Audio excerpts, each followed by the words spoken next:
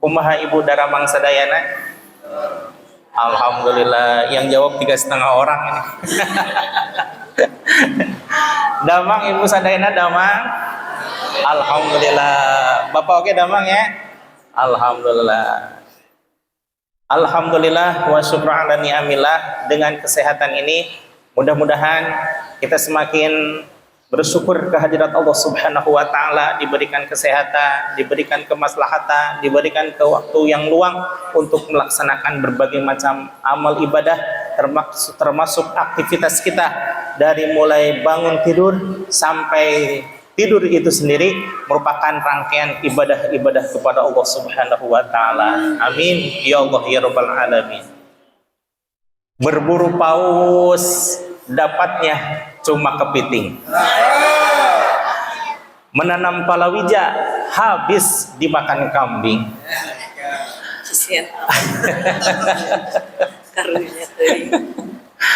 Aku berjalan sampai jauh mencari kebahagiaan sampai berkeliling.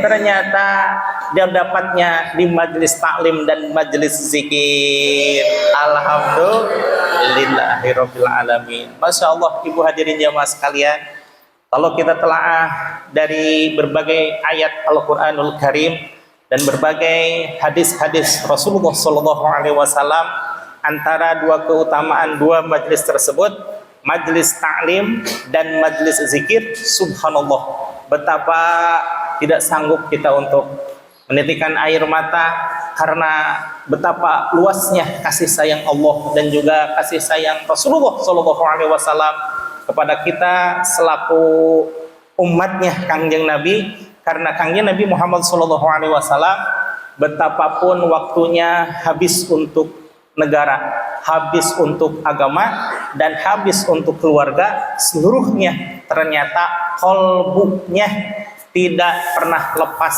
dari keumatan, tidak pernah lepas dari majelis taklim dan majelis zikir, walaupun dirinya beliau selalu disibukkan oleh urusan negara dan urusan agama. Tapi justru di majelis taklim dan majelis zikir, Rasulullah SAW berawal dari satu orang, kemudian berkembang menjadi as-sabiqun al-awwalun yang 4 orang, kemudian berkembang menjadi para sahabat yang mendapatkan petunjuk dari Allah Subhanahu wa taala, sampai seluruh para sahabat mendapatkan keimanan yang istimewa dari Allah Subhanahu wa taala, kemudian berkembang menjadi para tabi'in, kemudian dilanjutkan oleh para tabi'ut tabi'in, dilanjutkan oleh para ulama khalafin, dilanjutkan para ulama kontemporer, para ulama zaman sekarang, sampai akhirnya subhanallah berkembang dari 1 sampai tidak terhingga jumlahnya. Untuk ukuran sekarang, kaum muslimin wal muslimat di seluruh dunia itu jumlahnya kurang lebih 2,7 miliar. Berapa katanya Bu? 2,7 miliar itu banyak apa banyak? Oh, saking banyak ya itu ya. Saking banyaknya, subhanallah ya, betapa Rasulullah SAW menjadikan dari 1 sampai akhirnya tidak terhingga. Itu teh yang masih hidup zaman sekarang, apalagi yang sudah meninggal.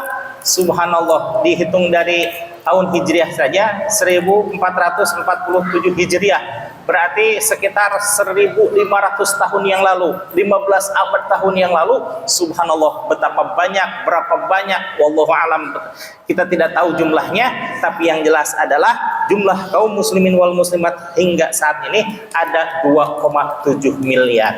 Itu berawal dari apa? Di antaranya adalah balighu anni walau ayat. Sampaikan apa-apa yang datang dariku, kata Rasulullah SAW, walaupun sedikit. Bisanya katakanlah, bisa Al-Fatihah, ajarkan Al-Fatihah. Bisa jurumiyah, ajarkan jurumiyah. Bisanya alif lam, alif jabar a, ba jabar ba, ta jabar ta, a ba ta, ba al ba sin, mim alif lam, tasjid jr mil, lam jabar la, ha jr i, dibaca Bismillahi. Oh, zaman dulu mah itu Al-Baghdadiyah ya, Bu. Kalau sekarang kan langsung nerabas ya. Tapi subhanallah, dari mulai Al-Quran kemudian dicetak, disalin menjadi 5 oleh Sayyidina Utsman bin Affan menjadi 5 mushaf, kemudian berkembang kepada di seluruh Jazirah Arabiyah, kemudian berkembang sampai saat ini ada Al-Quran yang berupa Quran tajwid dan Quran yang berwarna-warni. Kemudian ada Quran yang dimasukkan ke dalam chip handphone yang terdiri dari bacaannya, terdiri dari hukum-hukum tajwidnya, terdiri dari sifatul huruf dan ahkamul huruf, terdiri dari tafsirnya, terdiri dari bacaannya dari Syekh Al-Ghamidi, Syekh Al-Hamid, Syekh Syukri Al-Misri dan lain sebagainya.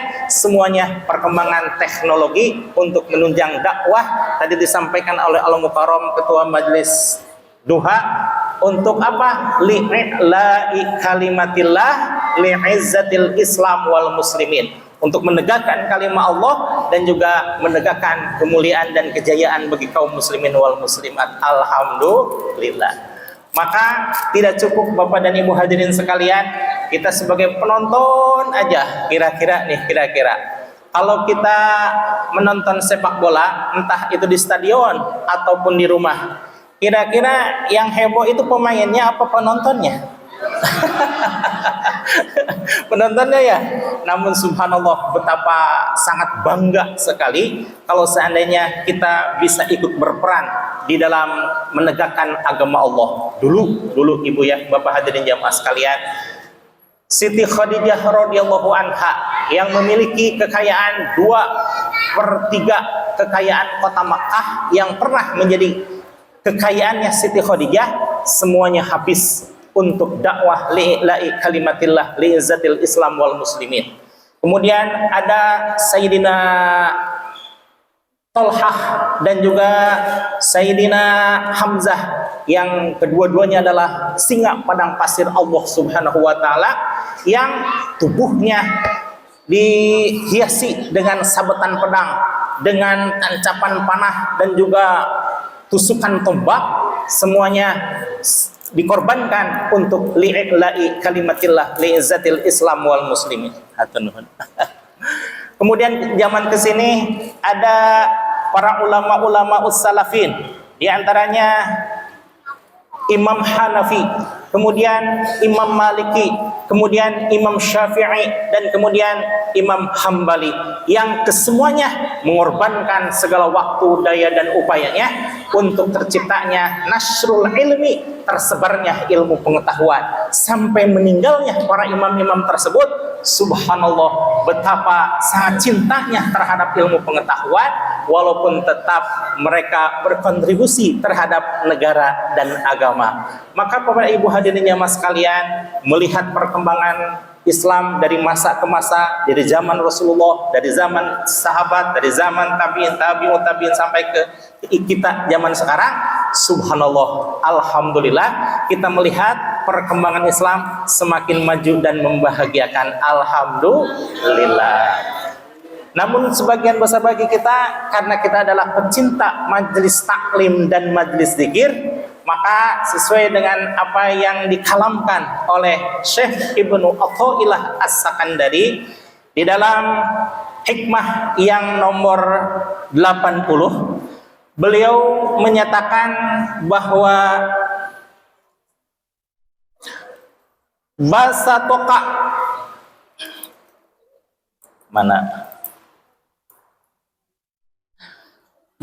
toka kaila yubkikuka ma'al qabdi.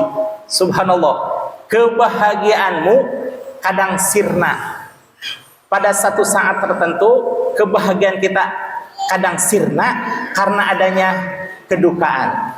Namun di samping itu, wa qabaduka la yatsrukuka ma'al basti, dan kedukaanmu, kenelangsaanmu kadang juga sirna karena adanya kebahagiaan. Tapi subhanallah, pada titik tertentu Allah menghilangkan rasa bahagia dan rasa duka tersebut dengan wa akhrajaka anhuma, kemudian Allah menghilangkan keduanya daripadamu, kaila takuna li syai'in dunahu, supaya tidak ada keterikatan dalam hatimu kecuali kepada Allah Subhanahu wa taala. Jadi ibu hadirin jamaah sekalian, bahagia dan juga kecewa kadang itu sunatullah dan kadang itu sunatullah dan kadang ada pada tiap manusia. Tempo-tempo kita bahagia, betul? Tempo-tempo kita kecewa, atau dibalik, tempo-tempo kita kecewa, tempo-tempo lagi kita bahagia. Kenapa tidak selamanya bahagia atau tidak pernah selamanya kecewa? Karena itu yang dikehendaki oleh Allah Subhanahu wa taala. Ketika kita kecewa, Allah memberikan kebahagiaan supaya tumbuh lagi rasa syukur kita kehadirat Allah Subhanahu wa taala. Pun di saat kita bahagia, kadang Allah memberikan kekecewaan kepada kita itu supaya kita tidak terlena sehingga lupa diri dan lupa daratan. Masya Allah, ibu hadirin jamaah sekalian, banyak kisah tokoh-tokoh dunia yang lupa diri dan lupa daratan karena terlena oleh kesenangan, terlena oleh harta kekayaan, terlena oleh jabatan, kekuasaan dan lain sebagainya, sehingga dia melupakan nilai-nilai keislaman. Nauzubillah tsumma nauzubillah. Namun bagi kita mah alhamdulillah Allah memberikan kebahagiaan, di samping ketika kita menghadiri majelis taklim, ikut juga di majelis zikir. Alhamdulillah Allah berikan dua kebahagiaan tersebut untuk menjadikan kita sebagai sarana untuk bersyukur kepada Allah Subhanahu wa taala. Namun yang intinya Bapak Ibu hadirin jamaah sekalian, wa akhrajaka anhuma, dan Allah mengeluarkan rasa bahagia dan rasa kecewa tersebut dari dalam diri kita sendiri, likaila takuna li syai'in dunahu, supaya tidak ada keterkaitan kita kepada dua hal tersebut selain kepada Allah Subhanahu wa taala. Ibu hadirin jamaah sekalian, melihat sejarah Nabi Muhammad sallallahu alaihi wasallam, kenapa bahwa kebahagiaan yang paling utama seorang anak itu berada di samping siapa? Di samping ibunya apa bapaknya? Ini dua-duanya, tidak ada saya. Di samping orang tuanya lah ya. Nah, ketika Rasulullah Shallallahu Alaihi Wasallam diberikan kebahagiaan satu, yaitu bisa melihat ibundanya, alhamdulillah bahagia. Namun di sisi lain, beliau tidak pernah melihat wajah dari ayahandanya, sehingga timbul rasa kecewa. Namun subhanallah, Allah mengangkat kebahagiaannya, ayahnya dan ibunya. Ayahnya sebelum beliau lahir dan ibunya saat beliau berusia 6 tahun. Nah, di saat itulah sebenarnya Allah ingin menunjukkan likaila takuna li syai'in dunahu, agar supaya tidak terkait qalbunya Rasulullah sallallahu alaihi wasallam yang dijadikan sebagai contoh bagi umat manusia, sebagai uswah bagi segenap manusia untuk menghantarkan seluruh manusia ke hadirat Allah Subhanahu wa taala. Kalau bahasa Arabnya ayah apa Ibu? Abi ya. Kalau bahasa Arabnya Ibu? Jadi kalau misalkan orang Arab manggil bapak dan ibunya gimana tuh? Umi, abi gitu ya. Allah tidak menghendaki ucapan-ucapan seperti itu untuk diri Rasulullah Shallallahu Alaihi Wasallam. Apa yang Allah kehendaki? Bukannya abi, bukannya umi, tapi langsung kepada Robbi, ya Allah. Jadi semuanya pada akhirnya kembali kepada Allah. Tidak ada segala sesuatu yang ada di dalam qalbu kita, hanya satu-satunya yang ada yaitu Allah Subhanahu wa taala. Melihat di dalam ibadah puasa gitu ya, itu biasanya ada ibadah am, puasa khawas dan puasa khawasil. khawas atau dulu orang Sunda atau saya di daerah Bandung itu nyebutnya khususil khusus, padahal mungkin maksudnya khawasil khawas. Kalau puasa am itu dari dari sahur sampai maghrib hanya sekedar melahan haus dan lapar saja. Itu puasa saya, itu puasa sampai saat ini. Kemudian puasa khawas itu itu puasa yang berusaha menahan segala anggota tubuh dengan panca inderanya, menahan diri dari sesuatu yang diharamkan oleh Allah Subhanahu wa taala. Itu yang khawas. Yang lebih tinggi lagi adalah khawasil khawas. Apa itu khawasil khawas? Khususil khusus, yaitu menjaga segala sesuatu, bahkan bukan hanya selama berpuasa saja, bukan hanya selama bulan Ramadan saja, bahkan selamanya. Jangan sampai ada sesuatu yang tertinggal di dalam kalbunya kecuali siapa ini? Kecuali Allah. Sekali lagi, kecuali Allah. Maka alhamdulillah kalbu kita senantiasa dilatih dengan zikir khafi, Allah, lisannya tidak bergerak tapi kalbunya selalu menderu Allah. Insya Allah nanti akan lebih diperjelas oleh Umi.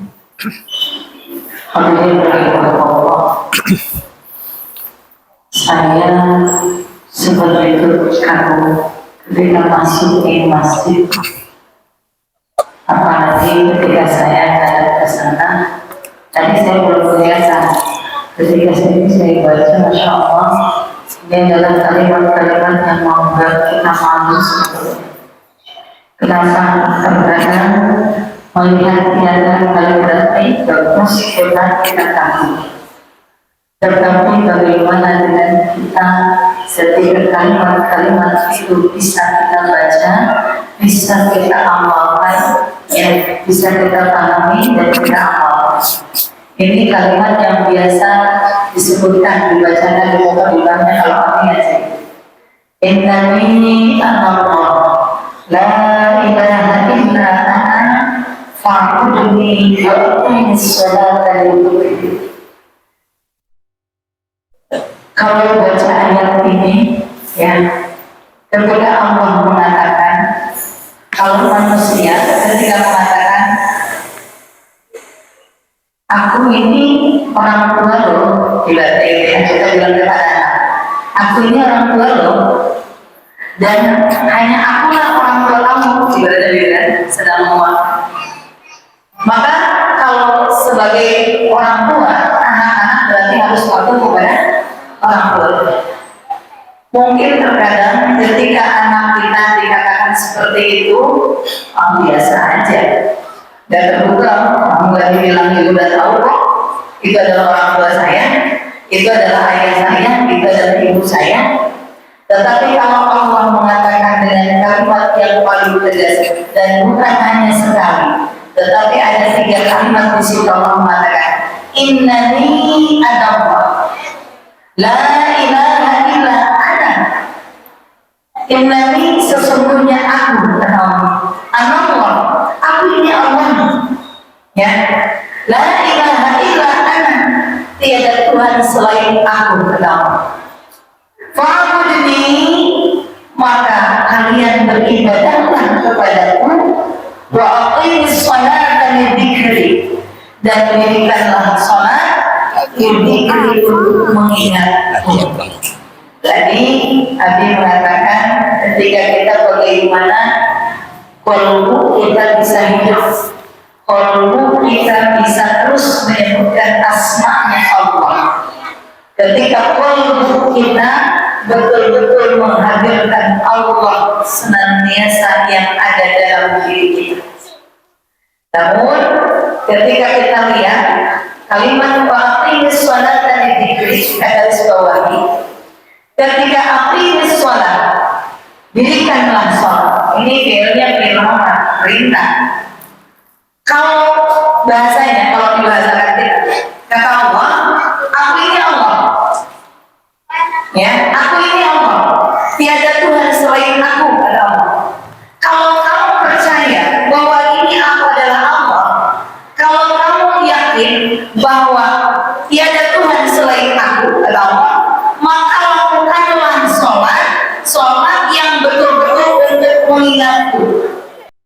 Maka di sini kata Allah, "Aqimis sholata lidzikri." Lakukanlah sholat untuk mengingatku.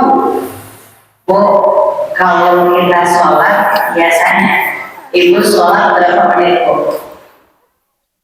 Hah? Nah, jadi sering. Kita kalau sholat berapa menit, Pak? 5 menit, Pak. Oke, 5 menit. Sholat subuh yang 5 menit? Tergantung, kalau berjamaah bisa. Kalau sendiri tapi buru-buru kalau lama. Taruhlah kita 5 menit. Dalam 5 menit, kira-kira ibu yang bisa dikerjakan, yang ibu bisa kerjakan dalam waktu sesingkat-singkatnya 5 menit apa, Bu? Ini kalau kita perbandingannya ya, dengan sholat nih ya, sholat kan 5 menit. Ibu dengan mengerjakan 5 menit, kira-kira ibu bisa mengerjakan apa, Bu? Hah? Nyapu 5 menit selesai nggak, Bu? Ibu masak 5 menit ya selesai? Apa lagi, Bu? Bikin kopi bikin kopi 5 menit ya, kalau untuk 1 gelas bisa ya, bikin kopi buat 1 gelas bisa. Tapi kira-kira bikin kopinya bisa langsung diminum nggak, Bu? Wah, langsung ya, nggak bisa langsung diminum kan? Dengan yang kopi masak minum, kok masak kopi ya, masak air buat kopi itu katanya bisa lebih cepat dan itu tetapi kita tidak bisa nikmati, betul? Ada lagi yang lebih cepat lagi? So, saya ingin tahu apa yang amaliyah yang ibu lakukan ya, ini masalah ibadah. Ketika di sana melakukan hal untuk urusan dunia yang dengan waktu 5 menit bisa itu yang dahsyat untuk urusan dunia, ada nggak? Kalau dipikir-pikir kerjaan rumah lama semua ya, Bu. Betul? Membutuhkan waktu, semuanya membutuhkan waktu yang lama. Ibu bilang mie instan aja, ya kan? Mie instan, yang instan aja harus dimasak dulu. Betul? Prosesnya kurang lebih itu 5 menit. Tapi kalau sama makannya nggak bisa selesai. Ya, betul?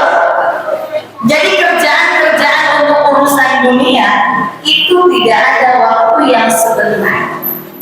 Sementara ketika diri kita yang 5 menit ini kita sholat 5 menit, ini Allah mintanya 5 menit minimal untuk lidzikri, kata Allah. Aqimis sholata lidzikri. Lakukanlah sholat untuk mengingatku. Ibu cuma untuk ingat loh. Tapi kira-kira dalam 5 menit ibu bisa fokus yang 5 menit. Masya Allah ya. 5 menit kita ya, 5 menitnya kita sholat itu untuk fokus ya, untuk fokus dalam 5 menit. Ketika kita sholat ternyata Allah mengatakan, Rasulullah mengatakan dalam hadisnya, as-salatu mi'rajul mu'minin. Sholat adalah mi'rajnya kaum mukmin. Kalau mi'raj, ibu semuanya, kalau mi'raj itu Rasulullah butuh waktu 3/4 malam. Isra dan Mi'raj butuh waktu 3/4 malam. Dan Mi'rajnya Rasul itu bertemu dengan Allah, bercakap-cakap dengan Allah tanpa ada satupun yang mendampinginya. Bahkan malaikat Jibril saja tidak mendampinginya. Ini kita kaum muslimin bisa mi'raj seperti Rasulullah, namun mi'rajnya bukan harus naik langit ke-7, tetapi mi'rajnya di sini adalah bercengkrama dengan Allah. Kalau ibu ngobrol dengan di HP 5 menit berasa aku. Ibu bisa fokus ya? Ibu lagi nelfon 5 menit. Kira-kira lagi menelepon dengan seseorang yang kita telepon, kira-kira ibu bisa memikirkan yang lain ya? Pasti fokus, betul. Ibu lagi ngobrol di dekat telepon di telepon ya, atau jangan telepon HP ya, telepon atau biar dia langsung komunikasi. Ketika kita komunikasi 5 menit itu kita fokus, bahkan ibu lagi nangatin sayur aja bisa lupa. Ya, ibu kalau ya ibu lagi nelpon, ya ibu lagi nelpon, ibu ngangetin sayur, masak sayur bisa lupa. Tapi kalau lagi sholat, ibu lagi sholat, lagi ngadep Allah, itu ngingetin sayur, ingat aja takut gosong. Ini betul nggak Bu? Kenapa kebalik kita? Lagi sama manusia, kita lupa sama yang lainnya. Tapi kalau lagi sama Allah, kita malah ingat berbagai. Betul betul Bu. Ini sudah sudah semuanya mengalami, ya, karena pengalaman semua kayak. Nah ini, ya, sok coba ibu lagi sholat, yang tadi yang lupa jadi ingat. Lagi masak sayur, aduh mau fokus takut ini keburu kosong. Apalagi ibu lagi goreng ikan, nggak bakal berani ninggalin sholat. Nggak bakal berani ninggalin goreng ikan ditinggalin untuk sholat. Makin nggak karu-karu kan sholat. Ya, betul. Padahal kata Allah, aqimi sholat dari dzikri. Ingat aku loh, kata Allah. Ingat aku, kata Allah. Bukan untuk ingat yang lain. Maka ketika sholat di situ adalah untuk ingat Allah. Bagaimana kalau kita sudah ingat Allah? Lihat lanjutannya di situ. Qad aflahal mu'minun. Beruntunglah orang-orang mukmin, maka kamu itu akan beruntung sebagai orang mukmin. Bagaimana orang yang beruntung? Alladzina hum fi shalatihim khashi'un. Maka orang-orang di situ beruntung adalah orang yang sholat dalam keadaan khusyuk. Yang sholatnya baru khusyuk. Rabbana afrigh 'alaina sabran wa sabbit aqdamana wansurna 'alal qaumil kafirin. Masyaallah, ini ayat. Lanjut ayat ke-9. Kalau bahasa ini panjang. Nah, ini tentang sholat, tentang zikir, tentang takwa.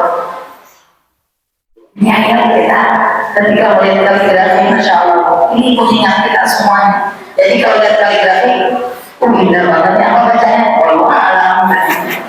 Hanya Allah yang tahu tentunya. Jangan hanya Allah yang tahu, Masya Allah. Ini adalah kalimat yang indah. Ini sedang dakwah. Tembok ini sedang dakwah, Bu. Kalau saya sama Abi ngobrol, ya. Tapi tembok ini lagi dakwah sama kita. Ya, melalui DKM Masjid pastinya. Masya Allah. Sedang dakwah mengingatkan kita. Ya, jadi kalau ibu lagi ke masjid, lihat kaligrafi indah, kita pahami. Apa sih bacaannya? Abi mungkin ini kaligrafi yang pertama, apalagi kata-kata begitu. Itu apa kalimatnya ya? Keindahan tadi. Ketika Al-Quran, ya Al-Quran dari sifat hurufnya, dari angka hurufnya, itu luar biasa. Setiap hurufnya pun mengandung berbagai dengan sifat. Masya Allah. Kalau Al-Quran tidak bisa kita apa ya namanya?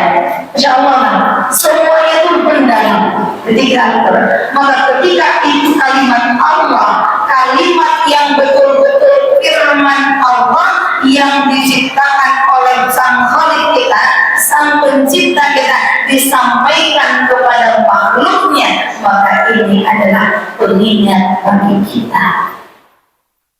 Maka tadi kata Allah ya sebelumnya, artinya sholat tadi bikin, ya jadikanlah sholat untuk mengingatku. Jadi bagaimana kalau lagi sholat ingat yang lain? Seperti ibu lagi sholat menunggu hujan, udah kita dulu semua sampai. Tapi kalau hujan subuh lagi hujan yang kata dan sebagainya. Ada nanti ya. Kita sekarang akhirnya sholat tadi dikiri. Jadikanlah sholat itu pengingat biar apa? Biar tadi tumbuhkan kalbu kita dengan Allah. Kalbu kita penuhi dengan Allah. Allah terus kalbu kita ucapkan, ceritakan dalam hati kita hanya Allah lah yang ada dalam diri kita. Tadi kalau manusia kadang sedih, kadang bahagia, kadang sedih, kadang bahagia, kadang bahagia, sedih lagi sedih, bisa bahagia. So ibu lagi nangis, lagi nangis, tiba-tiba dapat WA, dapat transferannya 100 juta, langsung ketawa, langsung bahagia. Walaupun ibu lagi sedih, seketika. Ya. Dari situ, ketika ibu lagi dapat kebahagiaan, ibu lagi ketawa-ketawa sama temannya, tiba-tiba dapat telepon, ya dapat telepon. Ya alhamdulillah. Contohnya ini dia meninggal, langsung lagi. Oh ini ada kecelakaan, langsung kita. Jadi seketika itu berhak Allah, hak prerogatif Allah. Allah mempunyai sifat jaiz. Apa itu sifat jaiznya bagi Allah? Fi'alul kulli mumkinin aw tarkuhu. Boleh diucapkan barang-barang takut lupa. Apa itu sifat jaiznya Allah? Sertawan. Sifat wajibnya Allah kan ada 20. Wujud,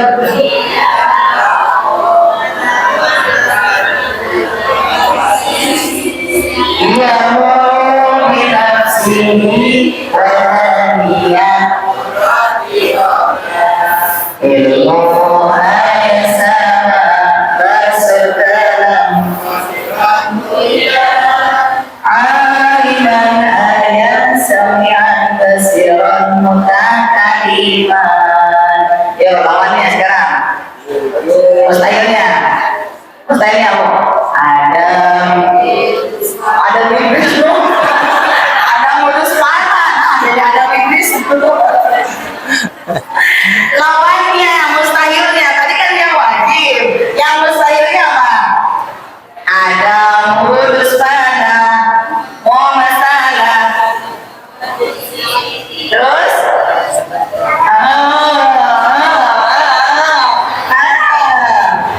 Saya kasih yang satu aja, yang jahit saja. Tadi kan mustahilnya 20. Tadi yang wajibnya 20, yang jaiznya 20. Sekarang yang satu aja yang jaiznya apa, Bu? Aduh, ini mereka udah tahu.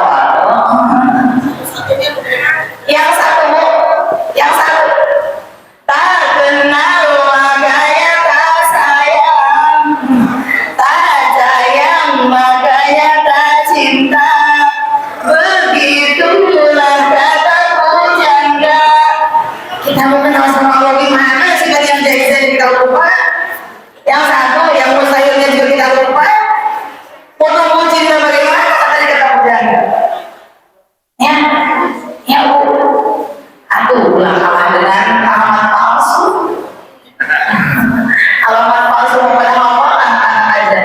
Ya, lalu fi'alu kulli mumkinin autarku. Searching. Fi'alu kulli mumkinin. Boleh saya ya, boleh ibu dulu, saya dulu nanti ibu. Fi'alu kulli mumkinin. Boleh nggak bukan gitu, Bu? Ambil bagus ya kamera ya. Fi'lu kulli mumkinin autarku. Boleh coba? 2, 3.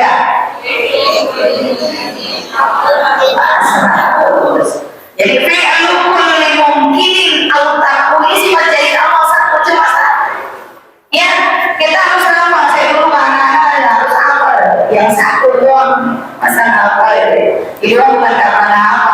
Karena pura-pura lupa. Ya, fi'lu kulli mumkinin autarku. Allah berhak apa? Allah berhak mengerjakan, ya ataupun Allah berhak meninggalkan. Hak prerogatif Allah. Allah mengerjakan hak Allah. Allah mau memberikan kebahagiaan hak Allah. Allah mau memberikan kesedihan hak Allah. Itu adalah hak kebebasan bagi Allah. Mau ngapain aja itu adalah haknya Allah. Maka kalau ibu lagi hujan tiba-tiba panas, ataupun lagi panas tiba-tiba hujan, jangan protes. Kenapa? Hak Allah. Kata Allah bebas. Lagi hujan saya menjadikan panas, lagi panas menjadikan hujan. Soalnya ibu kadang-kadang ibu lagi hujan panas, ini gimana sih hujan kayak ini nggak jelas banget. Ada yang kata begitu? Udah jemuran diangkatin, dipanasin lagi, diangkatin, dijemurin lagi dan lain sebagainya. Ini gimana sih nggak jelas banget? Hak Allah. Ketika diri kita sedih, hak Allah. Bebas. Aku mau bikin sedih orang ciptaanku. Aku mau bikin bahagia orang ciptaanku, kata Allah. Nggak usah protes. Ya Allah, kenapa mau begini? Nggak usah nanya. Jalani aja. Seorang pemain film, ketika sutradara memberikan tantangan, memberikan perannya, kira-kira protes nggak bu pemain film? Ada. Kenapa? Karena dia ingin terkenal. Oh, saya perankan dengan baik. Betul. Ketika diri kita dikasih peran oleh Allah, kita mainkan peran ini dengan baik. Biar apa? Biar kita terkenal nanti di akhirat. Amin ya Allah ya Rabbal. Perankan dengan baik. Ya ada kalanya kita sedih, ya jalani aja sedih. Tetapi kita jangan terlalu sedihnya. Cepat kembalikan kepada Allah Maha Allah. Ketika diri kita sedang bahagia, jangan lupa itu Allah yang memberikan. Hak Allah, hak prerogatif Allah. Maka di situ ya wasta'inu bis-sabri was-salah wa innaha lakabiratun illa 'alal khashi'in. Ya. Nah, kalau di sini ya ayyuhalladzina amanu ista'inu bis-sabri was-salah innallaha ma'as-sabirin. Wahai orang-orang yang beriman, minta tolonglah kepada Allah dengan cara apa? Dengan cara sholat dan sabar. Karena Allah bersama orang-orang yang sabar. Sabar. Bapak Ibu hadirin jamaah sekalian, sebenarnya saya agak keder untuk membacakan bait dari hikmah nomor 80 ini, karena di dalam hikam yang terdiri dari 262 hikmah itu salah satu puncaknya di bait ini, salah satu puncak dari tujuan utama penulisan kitab Al-Hikam ini justru di kaidah yang ini, yang hikmah nomor 80 pada kalimat yang terakhir nih, wa akhrajaka anhuma maaf dulu.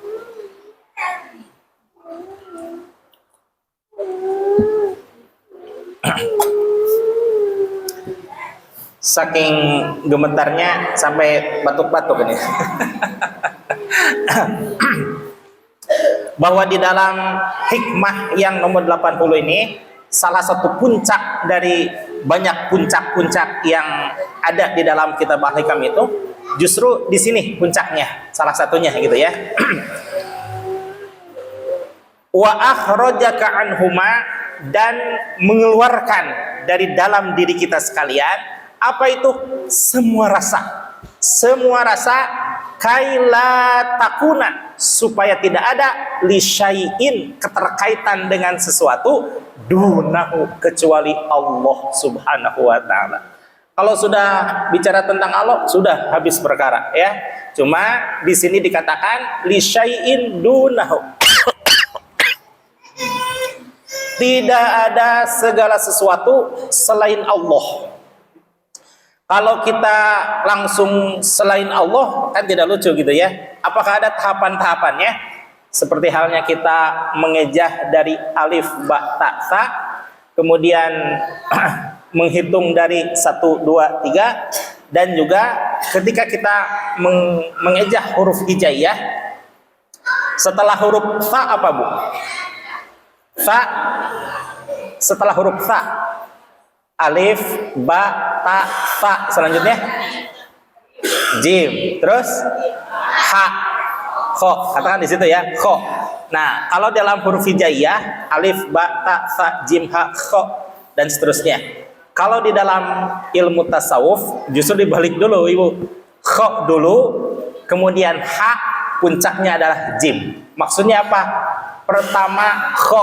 Kha itu, maksud dari kha itu adalah mutarodifat, diisrok dari mukhaliyatun an sifatil madmumati, mengosongkan diri kita dari segala sesuatu sifat yang termasuk sifat-sifat madmumah. Apa itu sifat madmumah? Rasa malas, rasa dengki, rasa iri, rasa sakit hati melihat kebahagiaan orang lain, dan juga agak senang melihat melihat kebahagiaan orang lain. Itu sesuatu yang harus dihapuskan. Kenapa? Kalau dalam bahasa 17 Agustus mah karena tidak sesuai dengan kemanusiaan dan keadilan. Nah, itu karena sifat-sifat yang jelek tersebut tidak sesuai dengan fitrah manusia. Fitrahnya manusia apa? Suci. Fitrahnya manusia apa? Bersih. Fitrahnya manusia apa? Selalu menyenangi tentang hal-hal yang berpositif dan juga berkebaikan. Namun kan itu prosesnya susah Ibu ya. Tapi kalau selama di prosesnya terus menerus, sedikit demi sedikit, lama-lama habis tidak? Lama-lama, sedikit demi sedikit, lama-lama menjadi, itu kalau menabung, prinsip menabung begitu ya, sedikit demi sedikit, lama-lama menjadi. Kalau sampah itu sesuatu yang kotor, dibuang, lama-lama habis tidak? Habis kalau tidak memproduksi lagi, kalau tidak makan makanan lagi. Tapi selama manusia ada, maka sifat-sifat buruk, sifat-sifat yang mazmumah itu selalu ada. Maka harus dibarengi dengan sifat yang kedua, yaitu hak. Apa itu hak? Tazayyanun nafsi an sifatil mahmudati. Hak tahalli. Tahalli itu tazayyanun nafsi an sifatil madmumati, menghiasi diri dengan sifat-sifat yang terpuji. Apa itu contohnya? Rajin. Contoh yang lain, qanaah, sabar, istiqomah, ikhlas, dan lain sebagainya. Memang susah itu. Subhanallah, Bapak Ibu hadirin jamaah sekalian. Kalau Bapak hadirin jamaah sekalian percaya ini ya, saya dari mulai usia SD sampai sekarang, alhamdulillah selalu berkeinginan untuk menghilangkan sifat mazmumah dan selalu berkeinginan untuk menghadirkan sifat mahmudah. Tapi subhanallah, sampai detik ini saya belum pernah berhasil. Padahal usia saya sudah 47 tahun. Kira-kira capek apa capek banget ini? Saya sendiri lupa. Sekitar. Ya, selama puluhan tahun saya berproses menghilangkan sifat madmumah dan juga menghadirkan sifat mahmudah, nggak pernah berhasil, nggak pernah bisa. Apakah saya harus bersedih? Tidak. Justru saya mengucapkan, betul tuh. Kok baru kakek yang paham? Saya baru mengerjakan ini walaupun sedang jatuh bangun, saya tidak membaca istighfar tapi mengucapkan alhamdulillah. Seperti halnya kita datang ke guru gitu ya. Bah, saya mah kok begini, bah. Zikir teh lupa lagi. Ibadah teh dikerjakan, lama-lama enggak lagi. Kira-kira jawabannya apa itu? Kalau kita datang ke guru kita, kita mengadu ke guru kita bahwa diri ini jelek, jawabannya apa? Belum paham. Kalau kita memiliki persoalan tentang kualitas hidup dan kita mengerti kualitas hidup kita jelek lah gitu ya, mengadukan kepada guru kita, subhanallah, guru tidak pernah menyalahkan.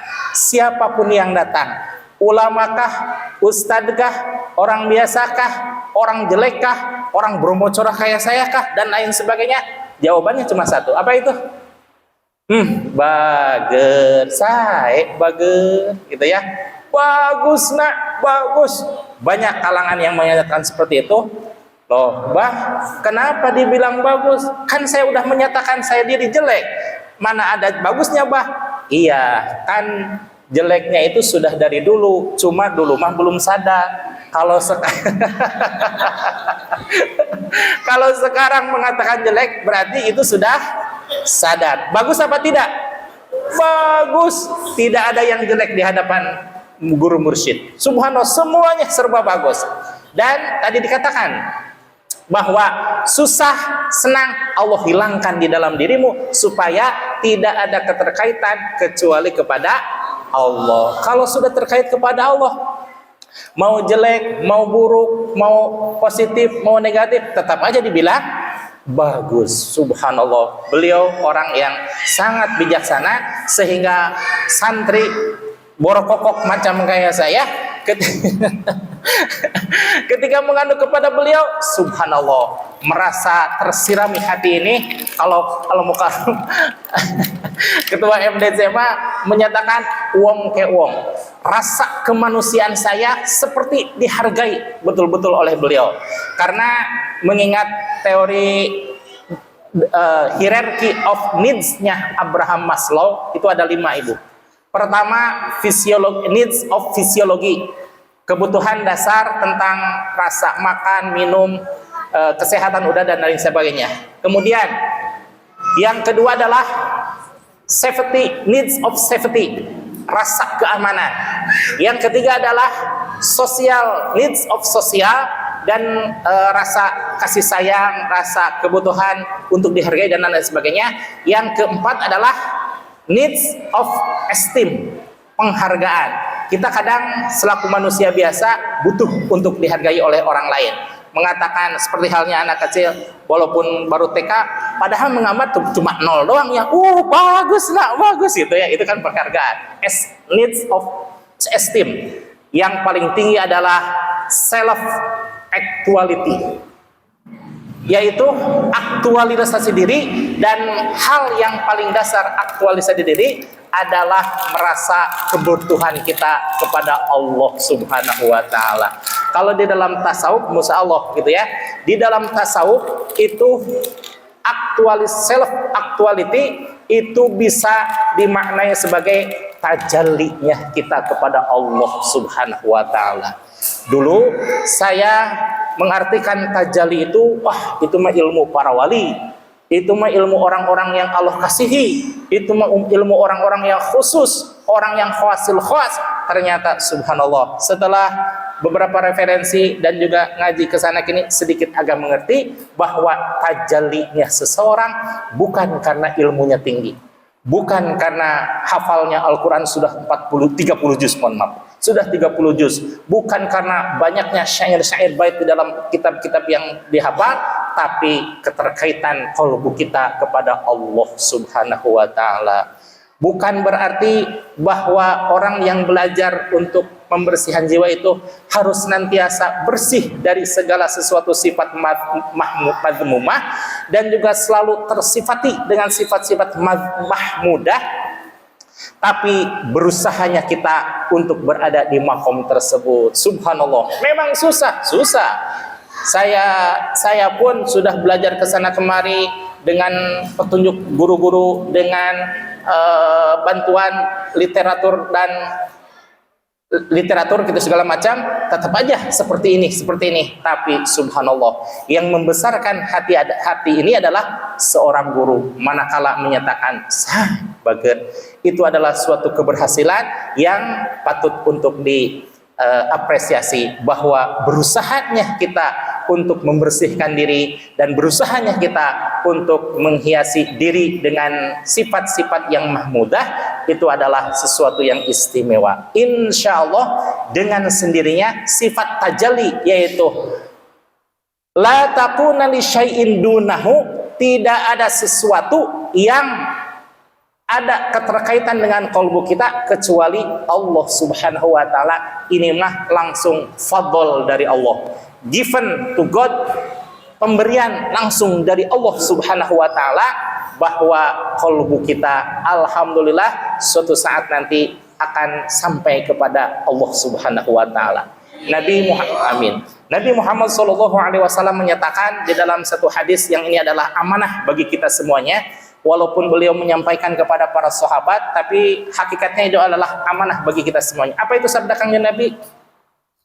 Kun ma'allah, tetaplah selalu bersama dengan Allah secara istiqomah. Kun itu fi'il amar. Fi'il amar di dalam usul fikih al aslu fil amri lil wujub. Asal kata perintah itu adalah wajib. Berarti selalu istiqomah bersama dengan Allah itu adalah wajib. Selama berapa lama? Selama-lamanya. Subhanallah, 24 jam. Selama umur kita sampai ujung ajal menjemput, wajib bersama dengan Allah. Tetapi Rasulullah memberikan suatu pilihan. Karena Rasulullah SAW paham tidak semuanya kaum muslimin memiliki qalbu yang seistimewa beliau, maka Rasulullah memberikan pilihan fa illam takun ma'allah.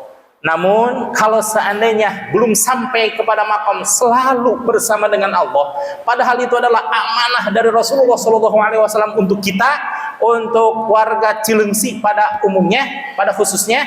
Tapi pilihannya adalah fa illam takun ma'allah kun ma'aman kana ma'allah. Seandainya kita belum sanggup untuk selalu bersama dengan Allah selama 24 jam, di mana saja, kapan saja, dan dalam bagaimanapun keadaannya, maka bersamalah dengan seseorang yang orang itu selalu bersama dengan Allah. Sudah memiliki ibu orang yang selalu bersama dengan Allah? Sudah? Oh, bingung. Padahal udah tahu nih. Alatnya sudah diberikan, metodenya sudah kita paham, dan prakteknya sudah kita amalkan sehari-hari. Namun sampainya kepada Allah itu mahfadhol dari Allah. Yang kita cari, yang kita usahakan adalah berusahanya. Sedangkan sampainya wajib tidak? Wajib tidak? Tidak. Seperti halnya belajar, ini Bapak Ibu hadirin jamaah sekalian ya. Kan wajibnya itu belajarnya. A, jabar A, ba, jabar ba, dan lain sebagainya. Tapi untuk urusan pinternya, untuk urusan cerdasnya, untuk urusan lihai dalam berbagai ilmunya, katakanlah sebagai tuan guru UAS, sebagaimana tuan guru UAH, itu tidak wajib. Itu hanya fadl dari Allah, pemberian karunia dari Allah. Yang kita upayakan, yang kita diwajibkan kepada kita hanya berusahanya. Alhamdulillah, ibu hadirin jamaah sekalian, datang ke majelis taklim, datang ke majelis zikir setiap 5 waktu berjamaah, setiap saat ada kebaikan, ada berjamaah dan lain sebagainya, itu pun merupakan bagian dari usaha kita untuk melaksanakan perintah dan juga amanah dari Rasulullah SAW, yang sampai saatnya nanti ujung-ujungnya subhanallah, fa innahu yusiluka ilallah. Kebersamaanmu bersama orang yang selalu bersama dengan Allah itu akan menghantarkan diri kita ke hadirat Allah Subhanahu wa taala.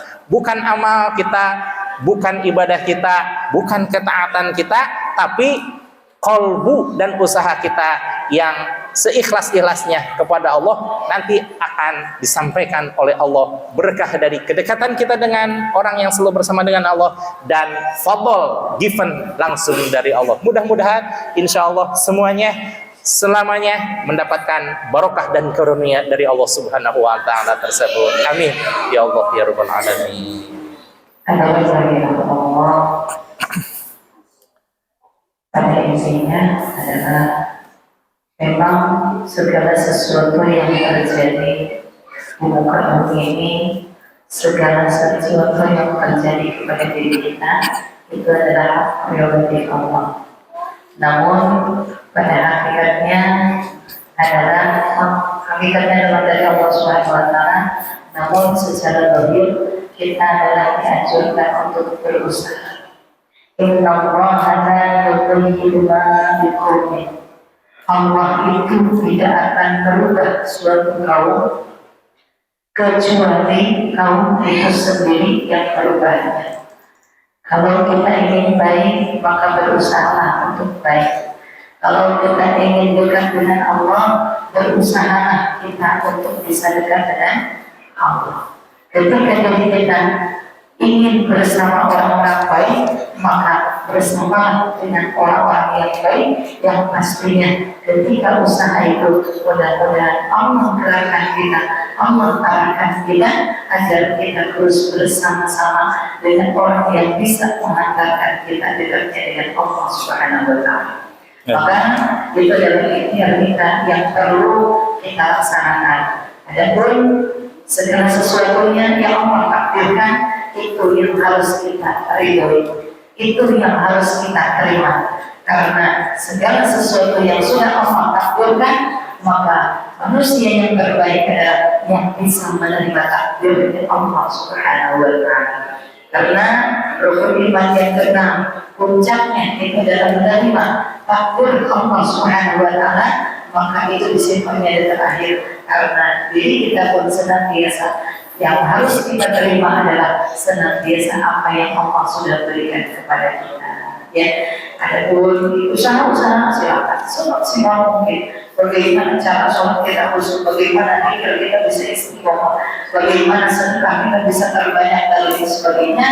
Adapun nanti hasilnya itu adalah serahkan kepada Allah Subhanahu wa Ta'ala. Mudah-mudahan kita semuanya termasuk orang-orang yang sedang berikhtiar dalam kebaikan, yang sedang berikhtiar bagaimana memperbaiki diri agar kita bisa bersama dengan yang maha baik, yaitu adalah Allah Subhanahu wa Ta'ala.